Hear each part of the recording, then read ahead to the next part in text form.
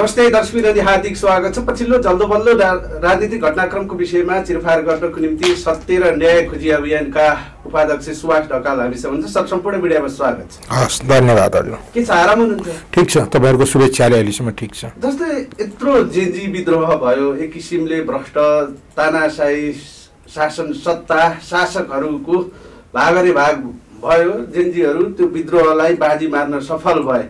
तिनीहरूकै आडमा अहिले अन्तरिम सरकार जुन सुशीला कार्की नेतृत्वको सरकार बनिसकेपछि जेन्जीहरूले फेरि आफ्ना माग मुद्दाहरू पुरा भएनन् भनेर विभिन्न ज्ञापन पत्र लिएर जाँदाखेरि सिंहदरबार बालुवाटारबाटै खेदिनु पर्यो, कठालो समय प्रहरीले धरपकड गर्यो। यो विषयलाई कसरी हेर्नु भएको छ?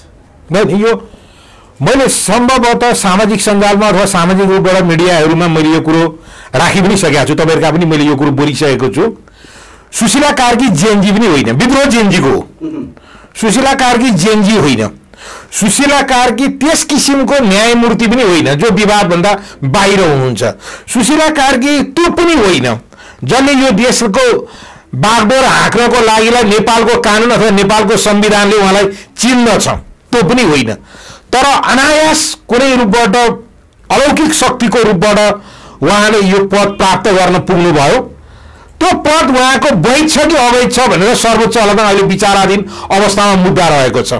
त्यसैले गर्दाखेरि जेएनजीहरूको आन्दोलन निरन्तर छ। म जेएनजीहरूको आन्दोलन सही हो। उहाँहरूले कारणले गर्दाखेरि देशमा शासन गरेका वैधानिक शक्तिहरू हेलिकप्टरबाट भागाभाग भयो, चाहे प्रधानमन्त्री हुन् चाहे भैँसेपाटीबाट भागेका मन्त्रीहरू हुन्, दुवै ठाउँबाट हेलिकप्टरबाटै भागिएका थिए, होइन र? अब रह्यो पार्टी, सत्तारूढ पार्टीको सबैभन्दा ठुलो व्यक्ति चाहिँ आफ्नै घरभित्र सेना र प्रहरीको घेराभित्र रहेको अवस्थामा पनि 1 फुटसम्म टाका लगाउने गरी कुटाइ खानुभयो, रगतपक्ष भएर उहाँ बाहिर निस्किनु पर्यो। जेएनजी विद्रोह त्यो हो जो संसारभर चलिरहेको थियो। त्यो अछुतो जेएनजीको विद्रोह नेपालमा पनि रहन सकेन, त्यसले नेपाललाई पनि काहीँ न काहीँ त्यो हावाले छोयो। तर त्यो समयको माग थियो, यो अन्त्य भएको छैन।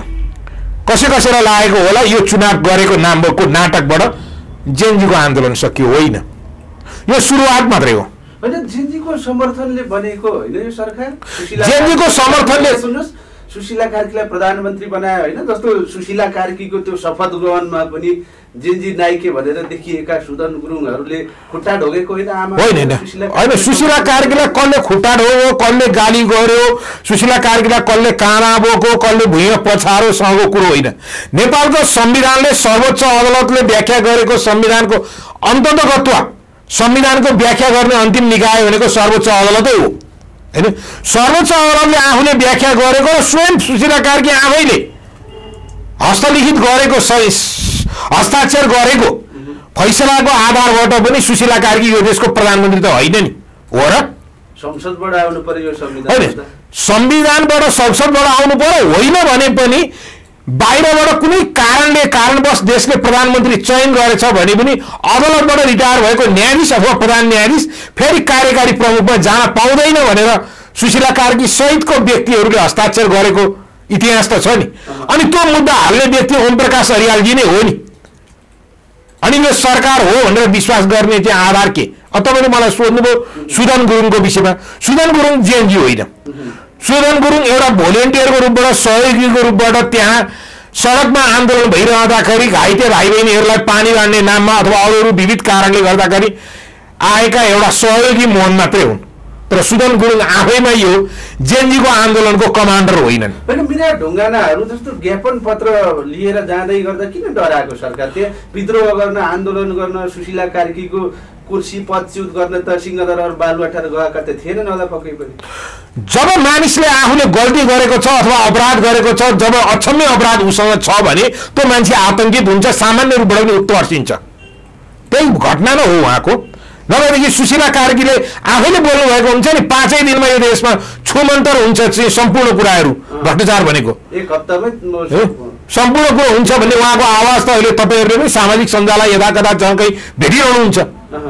खोइ त सुशीला कार्कीको केही निराकरण हुन सक्यो त यो देशले? उहाँले त तपाईँको जेएनजी विद्रोहको जुन 23 गते नै सडकमा उत्रिएर 24 गते अपराधीले राजीनामा गरेर मात्रै हुन्न, हो कट गरेर उभिनुपर्छ भन्ने व्यक्ति अहिले त उहाँहरूलाई दोष दिन्न, उहाँहरूको कमी कमजोरी छन्, त्यो आलोचना गर्न चाहन्न, मेरो जे काम हो त्यही गर्छु भन्नुहुन्छ। उहाँलाई यो काम गर्ने अधिकार कसले दियो? नेपालको कानुनले उहाँलाई यो काम गर्नु भनेर जिम्मेवारी दिने निकाय चाहिँ को हो? तसर्थ नैतिक रूपबाट उहाँसँग इमान्दारिता छ भने सडकको सार्वजनिक जग्गा मिचिरहेको सुशीला कार्कीले राजीनामा दिएर यथास्थितिमा घर जानु, यो सत्य हो नि। आज तपाईँ हामीले विभिन्न मिडियामा उहाँका समाचार सुन्न बाध्य भएका छौँ नि, सडकको जग्गा मिचेर घर कम्पाउन्डभित्र उलेको होइन र? आएको छ 3 आना लगभग हो। 3 आना जग्गा भनेको पनि सडकको जग्गा हो नि। सडकको चौतारो बनाउनु पर्ने ठाउँमा उहाँको निजी निवासको घर कम्पाउन्ड त बनाइयो नि। अनि उहाँको चरित्रको विषयमा त त्यो पनि एउटा कुटो हो नि। उहाँले हिजै मात्रै आफ्ना केही कार्यालयमा कर्मचारीहरू हटाए भनेर भनेको छ। उहाँले नियुक्ति गरेका व्यक्तिहरूको विषयमा सडकमा छताछुल्ल भएपछि बाध्य भएर हटाउनु परेको न हो। सुशीला कार्कीको परिचय त त्यही हो नि। होइन, एक किसिमको जेनजीहरू जुन देखिएका नेतृत्वहरू चाहे आन्दोलन गरून् नगरून्, एउटा देश सङ्क्रमणकालीन अवस्थामा हुँदा जङ्गी अड्डा पुगेर जुन नेतृत्व लिएका थिए त्यो हिम्मतलाई मान्दै गर्दाखेरि आमा स्वीकारेका जेनजीमाथि किन प्रतिशोध साध्दै थिइन् त? आमालाई सन्तानको माया होइन होइन होइन, आमा न छोरा, न ती छोरा हुन् न यिनीहरू आमा हुन्, दुईटै होइन। त्यसो हो भने हरेक पुलिस बाउ हुन् किन कुटिरहेछन् छोराहरूलाई? हरेक आर्मी बाउ हुन् किन मारिरहेछ जनतालाई? त्यसरी पनि हेरौँ न। उनी नारी हुन् भनेकै भरबाट, महिला भएकै भरबाट उसलाई आमा भनेर पुरस्कार तपाईँहरू किन दिइरहनु भएको छ? आमा भन्ने शब्दलाई यदि सस्तो किन बनाइरहनु भएको हुनुहुन्छ? यदि आमै थियो भनेदेखि त्यो मानिसको कुटाई पिटाई खाइरहेको अवस्थाको विषयमा तपाईँहरूको धारणा के त? जहाँ एमाले पुग्यो, जहाँ नेसनल भोलिन्टियर फोर्स पुग्यो, जहाँ महेश बस्नेत पुग्यो, त्यो जेनजीहरू अहिले कुटाई खाइरहेछन्, अङ्गभङ्ग भइरहेछन् नि। हिजो मात्रै एउटा चेलीको सुदूरपश्चिममा हात भाँचिएको छ। हो, धनगढीमा त्यो घटना घटेको छ, कैलालीमा। त्यसले गर्दाखेरि यी सम्पूर्ण कुरामा काहीँ न काहीँ सुशीला कार्की जिम्मेवार हो। उनी प्रधानमन्त्री होइन। यो संविधानले उनलाई प्रधानमन्त्रीको रूपबाट कोही पनि चिनाउँदैन। चिनाउँछ भने मलाई देखाउनुहोस् त। म त 2033 सालदेखि सुशीला कार्कीलाई चिन्छु। 2033 सालदेखि सुशीला कार्कीलाई निरन्तर रूपबाट चिनिरहेको छु।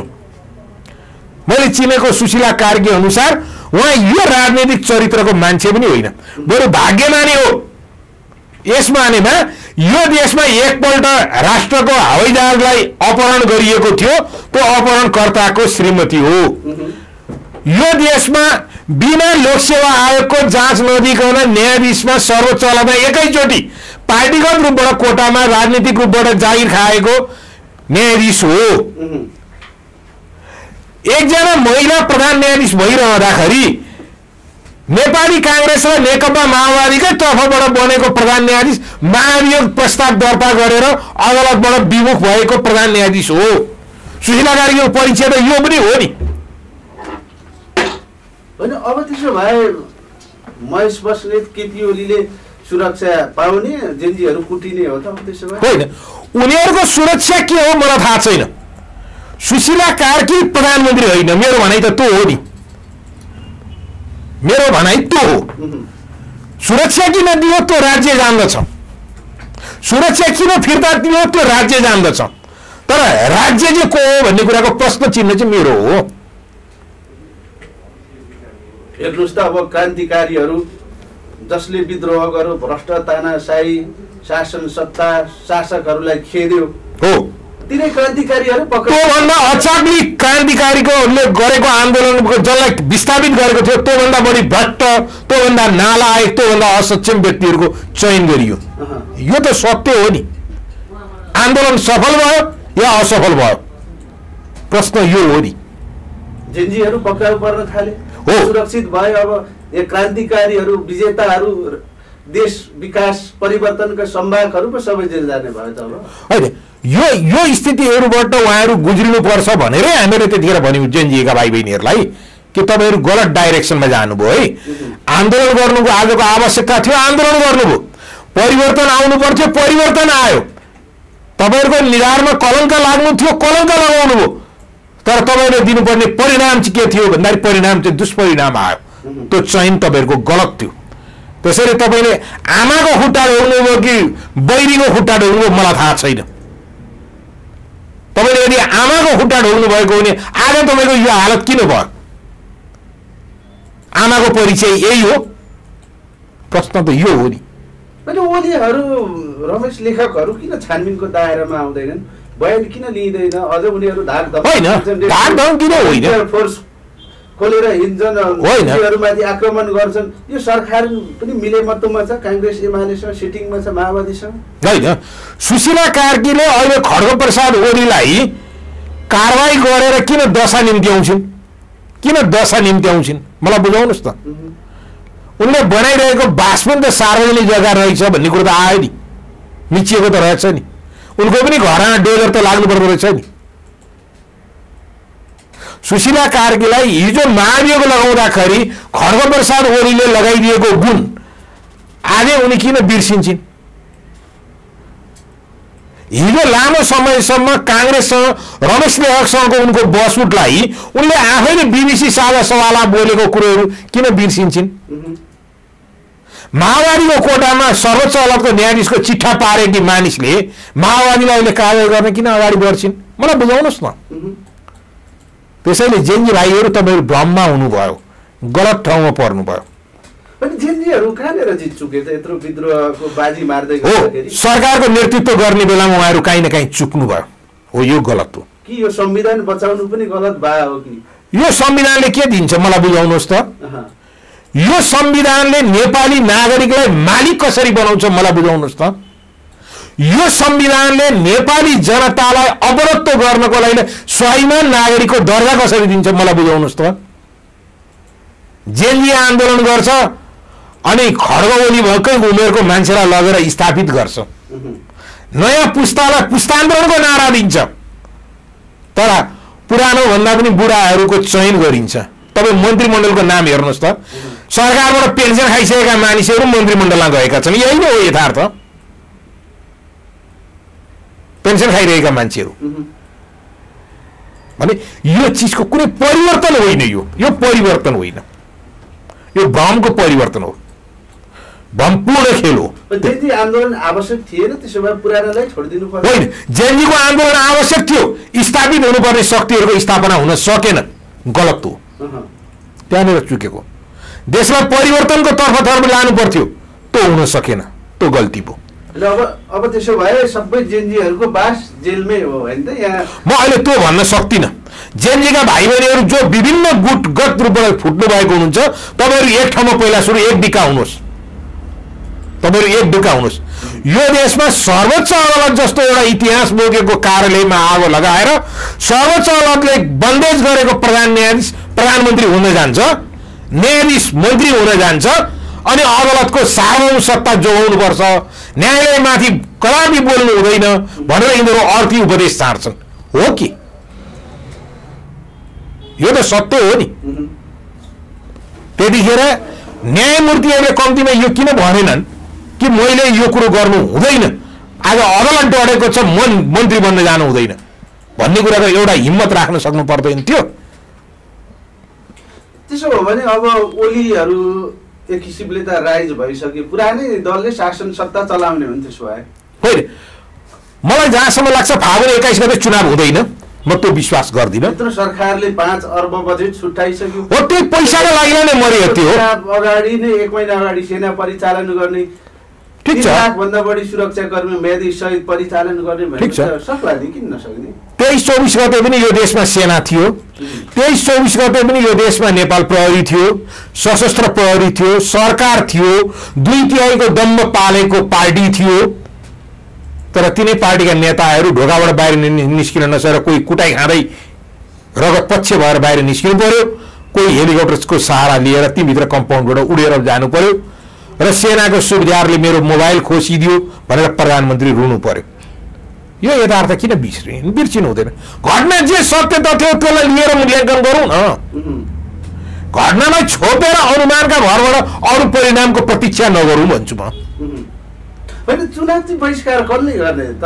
जस्तो एमाले हट्टी थियो, जेन्जीमाथि जुन आक्रामक भइरहेको थियो, संविधान बिउता हुनेदेखि संसद बिउता हुनेदेखि तपाईँको प्रधानमन्त्री ओलीले खाने कुरामा थियो। अहिले उनी नै लुरुक्क परेर निर्वाचन आयोग गरेर दल दर्ता गर्न गइसके भनेपछि चुनाव कसले रोक्ने? चुनाव तपाईँले त्यसो भनिरहँदाखेरि यो देशको सर्वोच्च अदालतमा मुद्दा परेर संसदलाई पुनर्बहाली गर भनेर नेकपा एमाले मुद्दा दर्ता गरेको समाचार तपाईँले छोड्नुभयो। संसदभित्रबाट चाहिँ भन्दाखेरि पनि यो संविधानभन्दा बाहिरबाट सरकार बनेको हुनाले यो संविधान अनुसार प्रधान न्यायाधीश भइसकेको व्यक्ति अथवा न्यायाधीश भइसकेको व्यक्ति पेन्सन अदालतको पेन्सन खाइरहेको व्यक्तिले चाहिँ यसरी नेतृत्व गर्नु गैर संवैधानिक हुन्छ भनेर अदालतमा परेको विचाराधीन परेको मुद्दाको विषयवस्तु भनेर भन्नुहोस्। सर्वोच्च अदालतमा उसले चाहिँ सुशीला कार्की प्रधानमन्त्री तथाकथित प्रधानमन्त्रीको रूपबाट अहिले देशमा चलाइरहेकी सुशीला कार्कीको अदालतको मानहानिको विषयवस्तुमा चलिरहेको मुद्दाको विषयवस्तुमा भन्नु यी चिजहरू पनि त अर्को पाटो त जिउँदै छ नि, छैन र? अदालतमा विचाराधीन छ, केही समयभित्र त्यसको परिणाम आउँछ, त्यो परिणामले एउटा रिजल्ट दिएला। अब जेन्जी त्यसो भए विद्रोहमै जान्छ हैन? जबसम्म उसले आफ्नो लक्ष्य प्राप्ति गर्दैन तबसम्मको विद्रोह अन्त्य हुँदैन नि। अहिले पनि विद्रोह त सिद्धिएको छैन नि। तपाईँले अहिले पनि यो देशमा नेकपा एमालेका नेताहरू जिल्लागत रूपबाट जाँदाखेरि काहीँ प्लेन उड्न सकेको छैन, काहीँ उनीहरू गुडिरहेका गाडीमाथि ढुङ्गा मुढा भइरहेको छ, काहीँ उनीहरू अर्को ठाउँमा जाँदाखेरि ठुलो बजारमा चाहिँ हो हल्ला मचिरहेको छ। जेन्जी विद्रोह त कायम छ नि, सकिएको छ र मलाई त लाग्दैन। होइन, अब जेन्जीले पनि दलको यो निषेध अभियान त चलाउनु भएन नि। जस्तो जुन राज्यबाट दमन गरियो ओली रमेश लेखक होइन, तत्कालीन सिडिओ प्रमुखलाई यो सरकारले छानबिनमा ल्याउनु पर्ने हो, अनि कारबाही गर्नु। फुटको सङ्घारा नपुगेको फुटको राजनैतिक दलहरू फुटको सङ्घारा नपुगेको कुनै एउटा राजनैतिक दल छ भने मलाई नाम लिइदिनु न। ठिक छ, तपाईँले भन्नुभयो, तपाईँले दलगत रूपबाट दलहरू नै सक्षम छन् भनेदेखि न अरू चिज गरिरहने जेन्जीले कहिलेसम्म चलाउन सक्छन् भनेर तपाईँले प्रश्न राख्नुभयो। तपाईँको भावांश त्यो हो। तर दल एउटा दल मलाई देखाइदिनुहोस्, राजनीतिक दलहरू मध्येबाट एउटा दल देखाइदिनुहोस् जुन राजनीतिक दल चाहिँ जीवन्त छ, फुटको सङ्घारा छैन। चाहे काङ्ग्रेस होस्, चाहे एमाले होस्, चाहे माओवादी होस्, चाहे रासपा होस्, चाहे अन्य कुनै दलहरू होस्, राप्रपा अहिले देखिएको छैन। तर तपाईँ र म कुरा गरिरहेको लगभग 24 घण्टा अगाडि नेपाली काङ्ग्रेसले काठमाडौँमा विशाल एउटा कार्यक्रम गरेर लगभग एउटा फुटको सन्देश दिन खोजिरहेको छ, सन्देश दिइरहेको छ कि विशेष महाधिवेशन हुन्छ कि हुँदैन चुनाव अगाडि। अर्को पक्ष भनिरहेको छ चुनाव पछाडि मात्रै महाधिवेशन हुन्छ, विशेष हुँदैन। शेरबहादुर देउवाले अब म पार्टी हाँक्न सक्दिनँ, पार्टी तिमीहरू चलाऊ, टिकटसम्म म बाँड्छु, मलाई प्रधानमन्त्री हुने इच्छा छैन भनेर उनले छोडेको अवस्था थियो। आज उनी फर्केर आएर होइन पार्टी त मै फेरि कमान्ड गर्छु भन्न थालेका छन्। यो देशभित्र राज संस्थालाई फेरि पुनर्स्थापित गर्नुपर्छ भनेर माधव कुमार नेपालले बोल्न थाल्नु भएको छ। यो पनि त सत्य हो। खड्ग ओली आफ्नै कित्ताभित्रबाट एक्लिँदै जानुभएको हुन्छ। यो देशमा नेकपा एमाले भनेको खड्ग ओली र महेश बस्नेत मात्रै हो, एकअर्काको परिपूरक उहाँहरू दुईजना मात्रै हुनुभएको हुन्छ। योद्धा हो नि, जेन्जीसँग पनि लड्ने। योद्धा नभन्नुहोस् न, योद्धा भनेको अर्कै अर्थ हो। काङ्ग्रेससँग पनि लड्ने योद्धा होइन, महेश बस्नेत र केपी शर्मा ओली होइन, योद्धा होइन। उहाँहरू दुईजना जबसम्म खड्ग प्रसाद ओली बालुवाटारमा बसेर शासन गरिरहनु भएको हुन्थ्यो, प्रधानमन्त्री भएर शासन गरिरहनु थियो, त्यतिखेरसम्म यो देशमा महेश बस्नेतलाई बालुवाटार छिर्न अनुमति थिएन नि। यो त सत्य होला नि। नेकपा एमाले जान्ला, मैले जान्नु पर्दैन। कहाँ हुनुहुन्छ तपाईँहरू? हेर्नुहोस् न, अभिव्यक्तिको कुनै कुराको ठेगान छ र? कति आक्रमक छन् महेश बस्नेत केपी ओली। अनि जेन्जीसँग आक्रमकमा हालेर ल्याएर बुझाउँछौँ। होइन नि, ठिक छ, बुझाउँदा हुन्छ, बुझाउनको लागि कुनै आइतबार पर्खिनु पर्दैन, धम्की दिइरहनु पर्दैन, हो हल्ला गरिरहनु पर्दैन। तर तपाईँहरूले आफूले गरिरहेको गतिविधिहरूमा तपाईँहरू कति सही हुनुहुन्छ त्यो पनि त हो नि। आत्ममूल्याङ्कन आफूलाई पनि त गरौँ। अरूमाथि चोर औँलो उठाउँदाखेरि आफू पनि जोगिनुपर्छ। वी लभ यु केपी बा भन्छन् नि, त्यत्रो मासहरू आउँछन्, भिडभाड देखिन्छ, नेसनल भोलिन्टियर फोर्स तयार गर्यो। अझ ओलीले त एमालेमा चाहिँ प्रहार गर्नेलाई फरक्क फिर्किने, दनक दिने हो, जाई लाग्ने हो भन्छन्। ठिक छ, उहाँले भोलिन्टियर्स बनाउनु हो, नेकपा एमालेकै हिजोका कार्यकर्ताबाट बनाउनु भयो कि अरू कार्यकर्ताहरूलाई लिनुभयो? युवा सङ्घ पनि तिनै हुन्, भोलिन्टियर्स पनि तिनै हुन्, नेकपा एमालेको प्राका कमिटीका सदस्य पनि तिनीहरू हुन्, अनिराष्ट्र बिउ पनि तिनीहरू हुन्। अनि कुन ठुलो कुरो भएर 24 वटा भातृ सङ्गठन भइसकेको छ नि अहिले। अनि 24 जनाको भातृ सङ्गठन भन्नुहोस् न, के आपत भयो र? 24 जनाको भातृ सङ्गठन बन्यो त ठिकै छ नि। महिला सङ्गठन पनि उनीहरूकै हो, सबै उनीहरूकै हो नि। होइन अब ओलीले बयान दिनु पर्दैन के भन्? छानबिन समिति जाँच छानबिन समितिलाई म वैधानिक मान्दिनँ, म वैधानिक मान्दिनँ। सेनालाई त बयान दिन बोलाइसक्यो, सेनाले जान्न पनि भनिसक्यो, चिन्दिन भन्यो। म चिन्दिनँ भनौँ, म पनि यो आयोगलाई चिन्दिनँ। सैनिक नियम हाम्रै छ, कानुन हाम्रै छ, हाम्रै प्रीतनापति प्रमुख सेनापतिलाई बयान दिउँला यो छानबिन समिति आयोग सायद हामी चिन्दैन। त्यो कुरो सही स्वाभाविक ठिक हो, त्यो स्वाभाविक हो, त्यो स्वाभाविक हो। सुशीला कार्कीलाई मन लाग्यो मन्त्री परिषदबाट एउटा, उनको मन्त्री परिषद वैधानिक सही छैन भनेर प्रश्न चिन्ह खडा भएपछि त्यो सरकारले बनाएको आयोगलाई अर्कोले गरेर जवाफ दिनुपर्ने जरुरी के रह्यो? औचित्य के रह्यो? भने सेना अहिले अघोषित रूपमा के सडकमै छ त? जस्तो अहिले सिंहदरबार बालुवाटार अगाडि पनि केही जेन्जी पुग्दै निस्किन्छ भनेपछि अहिले सेना सडकमै हो यो जेन्जी आन्दोलनपछि? सेना सडकमा छ भनेर त मैले भन्न मिलेन। सेना त अब आफ्नो ब्यारेकमा होला, आफ्नो ड्युटीमा होला, आफ्नो कर्तव्यमा होला, तर सेना त्यहाँ छैन। सेनाले चिन्दिन भनेको कुरोको हदसम्म त सही हो नि। पहिला कुरो त संवैधानिक रूपबाट सरकारले भन्नु पर्यो नि, बताउनु पर्यो नि।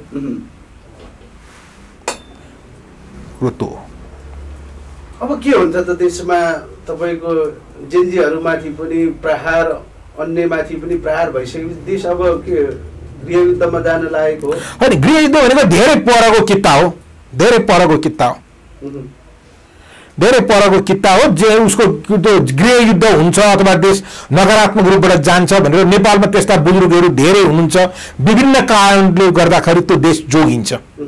होइन आन्दोलन हुने देखियो नि त, अब राजावादी राष्ट्रवादीहरू पनि सडकमै ओर्लिने आन्दोलन हिर्काउने, एमाले आन्दोलन गर्ने, अब जेन्जीहरू माग मुद्दा पुरा नभएपछि त्यत्रा अब युवा विद्यार्थीहरू मारिएका छन्, राज्यबाट दमन भएको छ, उनीहरू अब झन् सशक्त रूपमा उत्रिने भनिसकेपछि ठिकै छ, अब लाखौँ नेपाली मारिने भयो नि। होइन मारिने भयो भने नभनौँ न, आफ्नो अधिकार प्राप्तिका लागि जाँदाखेरि कहिलेकाहीँ नमारिकन पनि त अधिकार प्राप्ति हुन सक्छ नि, सक्दैन र?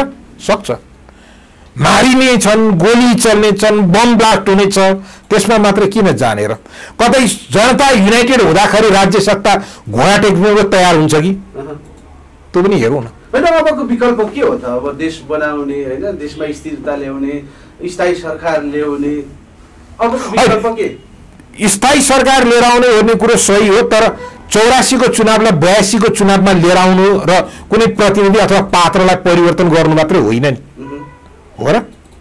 केपी ओली या देउवाले गर्थे स्वाभाविक हो 84 को। त्यो कुरोलाई प्रतिनिधि पात्र मात्रै परिवर्तन चाहिँ देशको परिवर्तन होइन हो। त्यो 76-75 जना जुन भाइ बहिनीहरूको मृत्यु भयो र सयौं संख्यामा योद्धाहरू घाइते हुनुभयो, ती घाइतेहरूको एउटा न्यायोचित न्याय त चाहिएला नि, होइन र? अनि जेन्जीहरूले यही व्यवस्था स्वीकार्नु, यही संविधान स्वीकार्नु नि गलत भयो त? त्यसो भए संविधान पूर्ण छैन भनेर त पूर्व प्रधान न्यायाधीशहरू लगभग बोल्न थाल्नुभयो नि धेरैजनाले।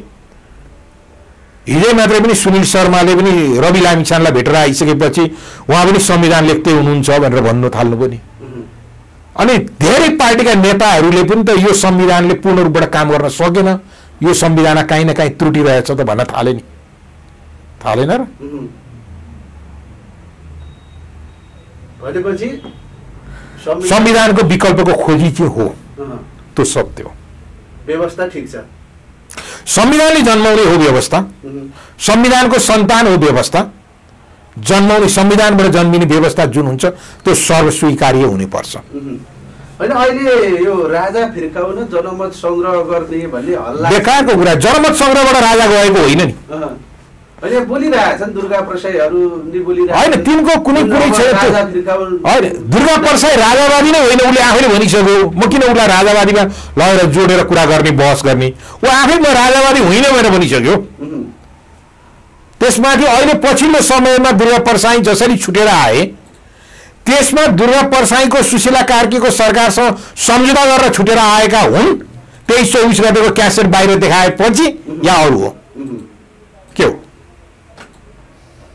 जस्तो अब आक्रामक रूपमा प्रस्तुत भएका थिए यो सरकारलाई एनजिओ आइएनजिओदेखि अमेरिकन युथ काउन्सिलको सेटिङदेखि होइन बारबारा फाउन्डेसन फ्री तिब्बत अभियानको जुन दलाइ लामा समर्थकको सम्मको आरोप लगाउँथे पछि त यो सरकारै राम्रो हो भन्दै छुट्न त जनमत सङ्ग्रह हुँदैन त्यसो भए जनमत सङ्ग्रहको कुरो होइन जनमत सङ्ग्रहको कुरो होइन जनमत सङ्ग्रहले राजालाई पच्युत गरेको होइन जनमत सङ्ग्रहले राजालाई स्थापित गर्ने पनि होइन जनमत सङ्ग्रह राज संस्थाको विषयवस्तुको विषय पनि होइन कसरी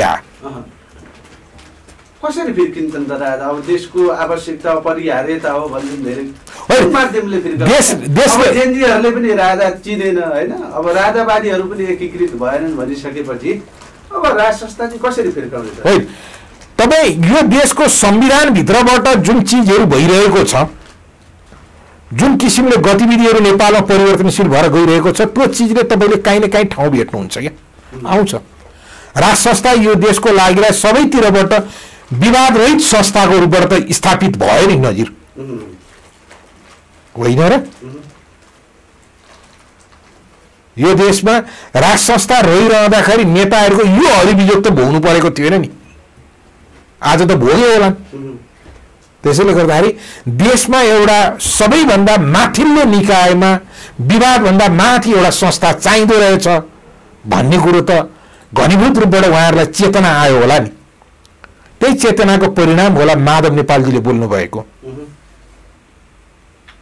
तर जेएनजीहरूले राष्ट्र चिनेनन् होइन जेएनजी अहिले यो देशको भाग्य निर्माताकै रूपबाट सम्पूर्ण कुरो निर्णय गर्न सक्छ भन्ने कुरो तपाईँहरूको विश्वास हो मेरो होइन जेएनजीहरूको आन्दोलन नेपालको एउटा राजनीतिक परिवर्तनको लागि कोसे ढुङ्गा चाहिँ हो तर उनीहरूको ज्ञान विवेकमा काहीँ न काहीँ अलिकति कमी भयो जसले गर्दा सुशीला कार्की जस्ताको चयन भयो सत्य त यो हो नि होइन अब देश चाहिँ कसरी बन्छ त एउटा त्यस्तो शक्ति आएपछि यहाँ नागरिकको सुरक्षा हुन्छ जनजनको सुरक्षा हुन्छ देश विकासको गतिमा अगाडि बढ्छ के हुँदा चाहिँ बन्ने हो त अब होइन सबैभन्दा पहिला एउटा राष्ट्रिय सरकार गठन गरेर अब यदि चुनावी यो संसद बहाली गर्न सर्वोच्च अदालतले गरेन भने यो काल्पनिक जवाफ हो मेरो सर्वोच्च अदालतमा विचाराधीन रहेका विषयवस्तुमा मैले कमेन्ट गर्नु राम्रो होइन सर्वोच्च अदालतले यदि संसदलाई निरन्तरता दियो संसद चाहिँ बहाली गरिदियो संसदभित्रबाट यो सरकार गठन हुन्छ संसदलाई विघटन गरेकै कुरालाई स्वीकार गरिदियो यदि सर्वोच्च अदालतले भनेर भनेदेखि अर्को पक्ष भयो सर्वोच्च अदालतले प्रधान न्यायाधीश भइसकेको व्यक्ति यसरी पहिला नै सर्वोच्चबाट फैसला भइसकेको हुँदाखेरि सुशीला कार्कीको सरकारलाई वैधानिक मान्न सकिएन भनौँ भने राष्ट्रिय सरकार गठनको लागि पहल कदमी होला विभिन्न बाटाहरू विभिन्न ढोकाहरू खुल्ला नि होइन र हामी अन्तिममा जाँदा जाँदै के भन्नुहुन्छ आम दर्शकहरुलाई हैन सबै नागरिकहरू सचेत भएर सबै मानिसको विषयमा स्पष्ट खाका लिएर तपाईहरु बस्नुस् देश परिवर्तनको संघारमा छ एउटा कठिन घडीमा देश उभिएको छ कम्तीमा एक ठाउँमा बसेर एउटा चीजमा जानको लागि तयारी अवस्थामा चाहिँ रहनुस् हरेक नागरिक सचेत बनौ यो मेरो आह्वान हो हस् सर यहाँको महत्त्वपूर्ण संवाद र अमूल्य समयको लागि धेरै धेरै धन्यवाद हजुरको दिन शुभ रहोस् हस् धन्यवाद